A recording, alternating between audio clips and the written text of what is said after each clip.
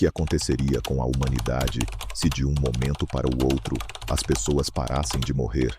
O que teríamos? Felicidade, pois a morte tirou férias e mais ninguém morre? Ou desespero, já que nem mesmo pessoas com doença terminal em um leito de morte podem deixar a vida e partir para um descanso final? Saramago expõe esta e outras questões em seu livro As Intermitências da Morte, iniciando-o com esta frase: no dia seguinte, ninguém morreu. E completa: o facto, por absolutamente contrário às normas da vida, causou uma perturbação enorme. José Saramago, autor português e único da língua portuguesa a receber o Prêmio Nobel de Literatura, é conhecido por seu estilo narrativo singular e profundas reflexões filosóficas. Com um pensamento existencialista, Saramago penetrou de maneira mais investigadora os caminhos da sociedade contemporânea, questionando a sociedade capitalista e o papel da existência humana condenada à morte.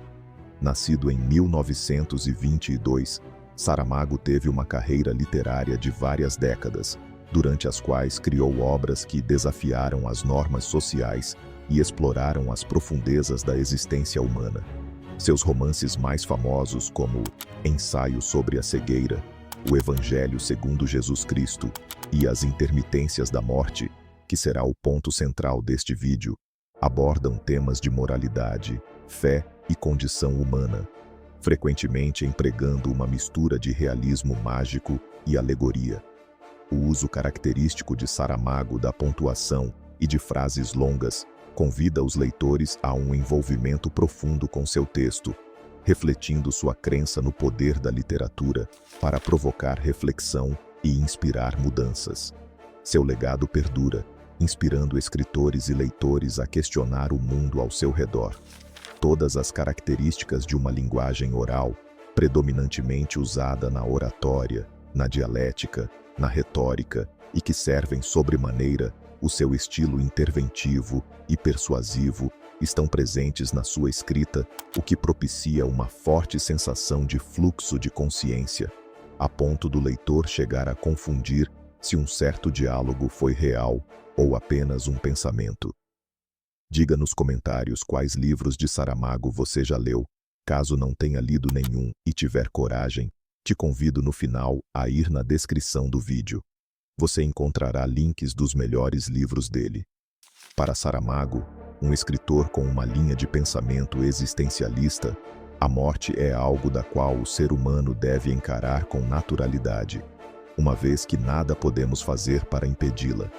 O pensamento existencialista define-se como uma corrente filosófica que enfatiza a liberdade individual, a escolha e a responsabilidade pessoal. Ele argumenta que a existência humana é anterior à essência, ou seja, o indivíduo não nasce com um propósito predefinido, mas sim cria o seu próprio significado através de suas ações e escolhas. Será isso verdade? As diferentes perspectivas filosóficas oferecem ferramentas para refletir sobre a própria finitude e a busca por uma vida significativa. O que Epicuro, um filósofo conhecido pelo seu pensamento estoico, vai dizer é: a morte não é nada para nós, pois quando existimos, não existe a morte, e quando existe a morte, não existimos mais. Esse pensamento deixa de lado as ideias que vão para além do universo material. Esquecem-se da possibilidade da existência de uma vida após a morte, como defende Platão ao dizer que a morte é a separação da alma do corpo, sendo a alma imortal e capaz de alcançar a perfeição no mundo das ideias. Isso corrobora com a visão cristã da morte, que acredita que ela é uma passagem, não um fim. É uma transição da vida terrena para a vida eterna, que é vivida na presença de Deus. Arthur Schopenhauer diz: a morte é a condição que dá significado à vida, e a consciência da finitude pode nos impulsionar a buscar o sentido da existência. Para a medicina, a morte é um ponto central e complexo, que envolve questões éticas, científicas e de cuidado com o paciente. A forma como os médicos percepcionam e lidam com a morte Impacta o tratamento e o acompanhamento de pacientes terminais, bem como a relação entre médico, paciente e família. A morte é um processo natural, mas que pode ser difícil de aceitar, que precisam estar preparados para lidar com a dor, o sofrimento e o luto. A medicina reconhece que é um evento inevitável e parte integrante do ciclo da vida humana. No livro As Intermitências da Morte, Saramago leva-nos a refletir sobre a probabilidade de uma vida eterna, porém terrena, onde as pessoas continuam a nascer, crescer, ter filhos, mas não morrem, o que leva a sociedade a um caos, já que por ausência da morte, alguns estabelecimentos e organizações vão à falência ou se veem forçados a adaptar os seus modelos de negócio. Tudo parece muito belo, e é convidativa a ideia de ter uma vida eterna, sem o temor da morte. Mas imagine como ficariam os leitos dos hospitais, onde as pessoas foram internadas com doenças terminais e já não conseguem ter o seu descanso final, pois a morte resolveu parar.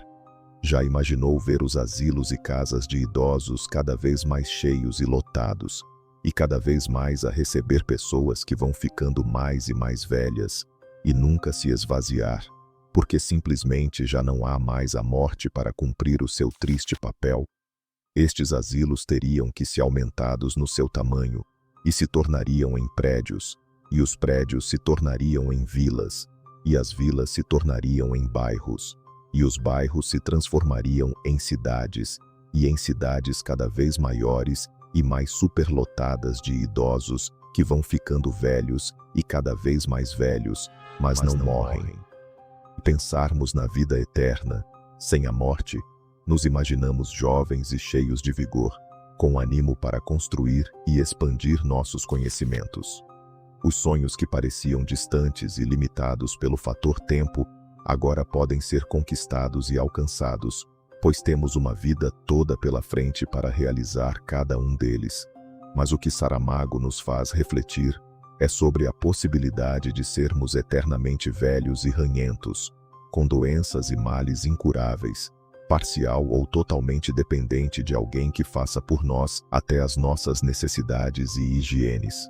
Uma vida eterna, mas deplorável, triste, mas nunca sozinha, porque veríamos nossos pais a ficar velhos, e depois seríamos nós a envelhecer, e veríamos os nossos filhos, netos e bisnetos a se tornarem tal idosos como nós, e a nos fazer companhia numa dessas possíveis cidades, cheia de outros velhos ranhentos e doentes. Esta e outras questões abordadas no livro nos levam a refletir que a morte, um mal indesejado, acaba por ser até necessário para a existência da humanidade. É claro que aqui ficam de lado os que morrem prematuro, no ventre da mãe, ou os que nascem e não têm a chance de sobreviver mais do que alguns dias, ou ainda aqueles que começaram agora a vida adolescente, o primeiro namoro, tem todo um sonho pela frente, e num estalar de dedos a morte o levou.